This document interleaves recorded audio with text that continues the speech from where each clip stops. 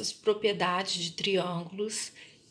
Nós já vimos, né, que todo triângulo possui três ângulos internos, que aqui estão representados por variáveis x, y e z, e nós temos que para cada ângulo interno existe um externo adjacente a ele. O que é ângulo adjacente? Eles compartilham, né, do mesmo segmento de reta. Então aqui, ó, aqui está um ângulo interno y.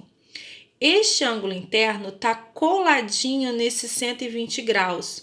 Então, ó, terminou um, começou o outro. Ângulo interno e o ângulo externo adjacente, tá? A propriedade aqui é a seguinte: a soma de um ângulo interno com seu ângulo externo adjacente é 180 graus. Então, toda vez que você pegar um ângulo interno e puxar aqui o externo dele, a soma desses dois dá 180 graus. Olha a meia volta aqui, tá? Então, y junto com o 120 tem que dar 180.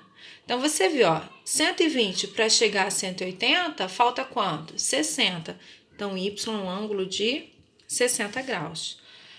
Para quem gosta de montar a equação, fica assim, ó, y junto com 120, então, y mais 120, isso é igual a 180.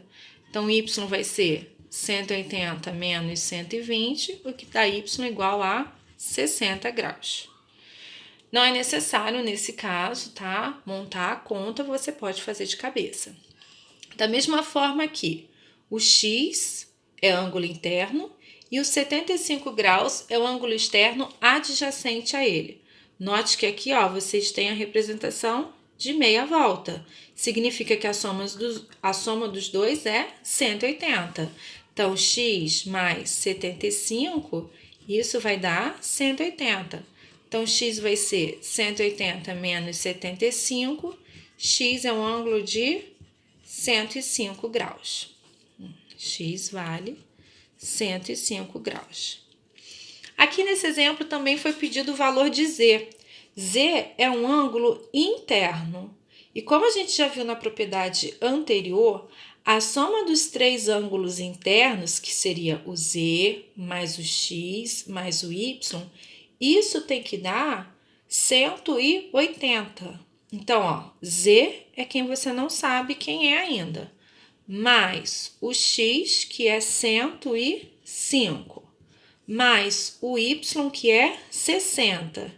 Isso tem que ser igual a 180. Então, z vai ser 180 menos 60 menos 105. Z é igual 180 menos 60, 120. 120 menos 105, 15 graus. Se você quiser somar, né, para tirar a prova real, também é legal, porque aí você tem certeza do que você está fazendo. 105 com 115 vai dar 120. 120 mais 60, 180. A próxima propriedade de triângulos. Em um triângulo, a medida do ângulo externo é igual à soma das medidas de dois internos não adjacentes a ele. Observe bem. Aqui, x é um ângulo externo, porque está fora do triângulo. O ângulo interno adjacente a ele é esse aqui, que nem apareceu. O que essa propriedade diz? Que este ângulo externo é igual à soma de dois internos não adjacentes a ele. Então, você vai somar dois ângulos internos e essa soma vai dar o ângulo externo. Preste bem atenção, você não pode usar o ângulo interno adjacente. Você tem que olhar os ângulos que não estão coladinhos a esse ângulo externo. Então, aqui, qual é o valor de x? X vai ser igual à soma de 65 mais 32. Então, x vai ser 97 graus. Veja que sem saber o valor do ângulo interno adjacente, eu consigo descobrir o valor do ângulo externo.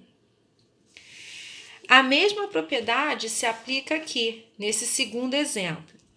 125 é ângulo externo. 3x e 2x são ângulos internos não adjacentes ao ângulo externo. Então, o que eu tenho? Eu tenho que o 125 é a soma do 3x mais o 2x. Então, eu tenho que 125 é a soma do 3x mais 2x. 125 é 3x mais 2x, 5x. Agora, é só eu mandar esse 5 para o outro lado dividindo. 125 dividido por 5 vai dar 25 graus. Esse é o valor de x. E a última observação que eu gostaria de fazer é a de que, para qualquer triângulo, o maior ângulo sempre vai se opor ao maior lado, tá? Então, aqui, eu tenho um triângulo ABC. Neste triângulo ABC, eu tenho um ângulo de 80 graus, um ângulo de 60 graus e um ângulo de 40 graus. Então, ó, oposto ao ângulo de 40 está o lado BC. Oposto ao ângulo de 60 graus está o lado AB. E oposto ao ângulo de 180 graus está o lado AC. Eu disse que o maior lado opõe-se ao maior ângulo. Quem é o maior ângulo aqui? 80 graus. Então, quem que é o maior lado? O lado AC. AC é o maior lado, porque ele está oposto ao maior ângulo. Neste outro caso, eu tenho o triângulo ABC, um ângulo de 30 graus, um ângulo de 60 graus e esse símbolo aqui que representa o ângulo de 90 graus. Esse ângulo de 90 graus é o maior dos três. O lado que está oposto a ele é o lado AB. Então, nesse caso, o maior lado é o lado AB, porque ele está oposto ao maior ângulo, ok? Só para aproveitar aqui a ideia inicial de classificação de triângulos, vamos pensar um pouquinho. Esse triângulo aqui, ele possui 3 ângulos agudos, ou seja, todos menores que 90 graus. Então, esse triângulo é um triângulo acutângulo. Além disso, se ele possui 3 ângulos diferentes, os 3 lados também terão medidas diferentes. Então, ele é um triângulo escaleno. Então, ó, esse é acutângulo e escaleno.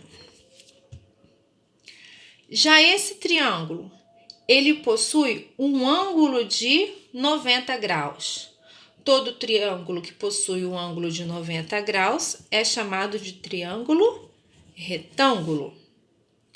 E ele possui 3 ângulos de medidas diferentes. Logo, os seus lados também possuem medidas diferentes. Então, é um triângulo escaleno.